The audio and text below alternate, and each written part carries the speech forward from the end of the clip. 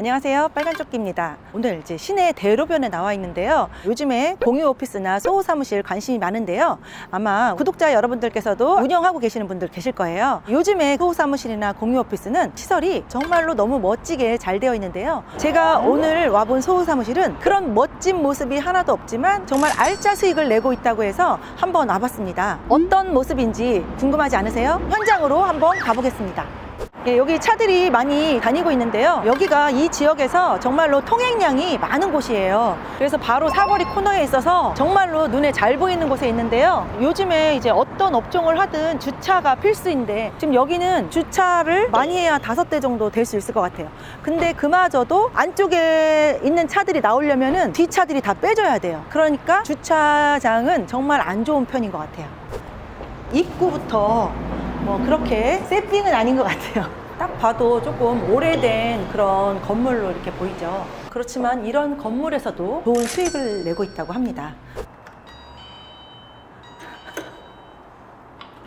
어떻게 여기까지 오셨네요? 빨간조끼님. 네. 오늘의 주인공 영달님을 소개합니다. 안녕하세요. 소호 사무실 그리고 공유 오피스를 13년째 운영하고 있는 영달입니다. 영달님께서 이 공유 오피스 소호 사무실로 돈을 쓸어 담고 계신다는 소문을 듣고 찾아왔습니다. 잘못 알고 계신 거예요. 사무실을 한번 보여주실 수 있으세요? 여기는 전체 실을 하나하나 잘라서 여러 사람들이 이용할 수 있게 조그맣게 사무실을 만들어 놓은 사무실입니다. 이게 딱 하나 남아있는 3인실 공실이거든요. 제가 여태까지 다녀본 그런 소호 사무실이나 공유 오피스 중에 제일 틀렸어요.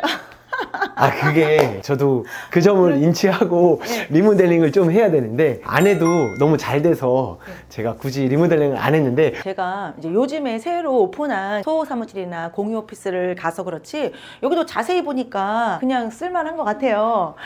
이게 그냥 사무실로 쓰기에는 엄청 좋죠.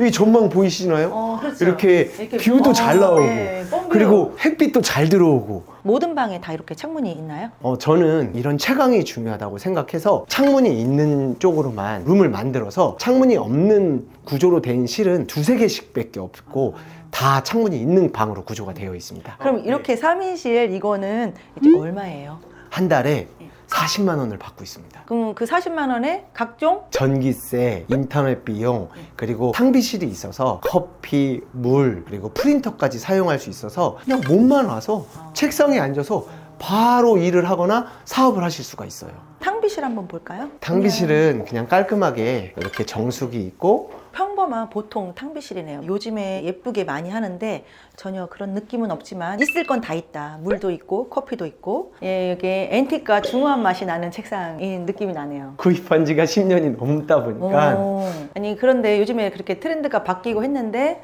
그럼 여기도 조금 이렇게 트렌드하게 바꾸실 필요도 있지 않을까요? 안 바꿔도 잘 되니까 굳이 바꿀 이유는 없는 것 같은데, 영달님 지금 현재 이 사업을 13년째 하고 계신다고 했는데 13년 전이라면은 이런 공유 오피스, 소호 사무실이라는 개념이 정말 전혀 없을 때인데 어떻게 이제 시작을 하게 되셨어요? 사무실이 필요한 찰나였어요. 여러 부동산들을 다니면서 사무실을 찾아다녔죠. 그러던 찰나에 가시성도 좋고 중심지도 가깝고 이동하기가 매우 좋은 지역에 사무실이 나온 거예요.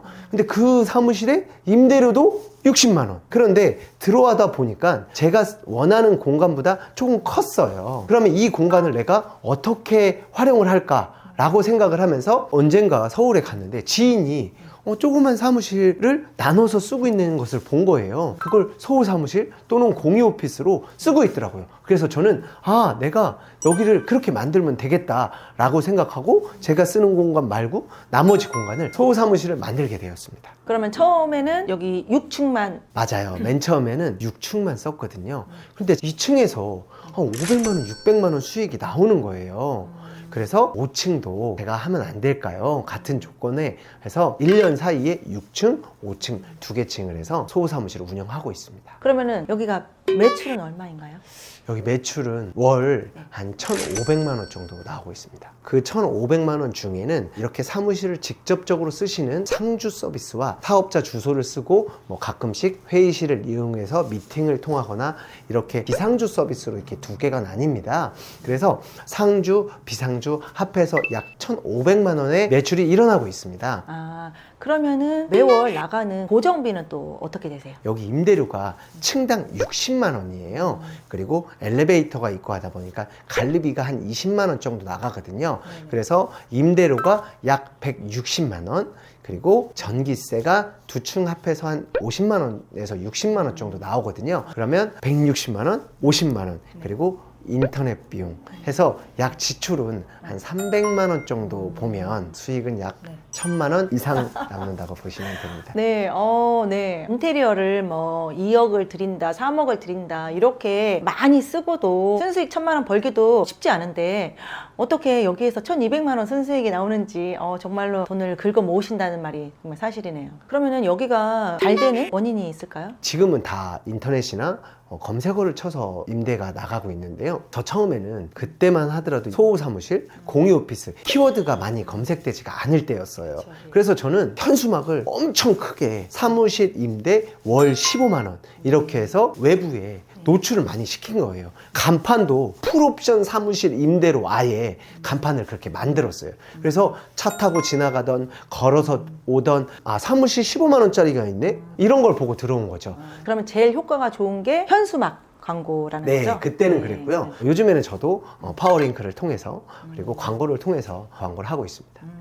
제가 여기 오기 전에 영달님의 사무실을 검색하니까 영달님이 또 하나 잘하고 계신 게 블로그 지수가 높더라고요. 그러니까 땡땡 소호사무실, 땡땡 공유 오피스 이렇게 치니까 블로그에서도 지수가 1, 2위 상당히 높기 때문에 영달님 사무실 먼저 이렇게 클릭을 하게 맞아요. 되더라고요. 예, 그것도 되게 상당히 효과가 좋을 것 같아요. 왜냐면 파워링크는 클릭할 때마다 비용이 들어가거든요. 그러다 보니까 내가 그럼 광고를 어떻게 하면 잘할까 해서 블로그를 키워서 키워드별로 블로그에 포스팅을 해서 고객들을 유치하고 있습니다. 그래서 공실이 이거 하나밖에 없습니다. 그러면 영달님 공유 오피스를 이제 오픈하시는 분도 계시고 또 이 방송을 보고 관심을 가지시는 분도 계실 텐데요. 주의점이나 알아야 될 사항들을 말씀해 주실 게 있으실까요? 워낙 지금은 이런 것들이 많이 생기다 보니까 여러분들이 만약 이걸 창업을 하게 된다면 임대료가 저렴한 곳을 꼭 찾아서 고정비를 적게 해야 되고요. 검색을 통해서나 입지를 돌아다니면서 너무 많은 곳을 피해서 하시면 꼭 수익을 볼 수 있는 사업이라고 생각을 합니다. 그리고 또 너무 과도한 인테리어 비용은 지양해야 되지 않을까. 어쨌든 공유 사무실을 쓰는 사람은 큰 사무실을 쓰거나 돈이 많은 사람이 이걸 이용하는 게 아니에요. 그렇다 보면 내가 인테리어에 조금 더 이쁘게 하고 더 고급스럽게 하면 투자금이 많이 들어가잖아요.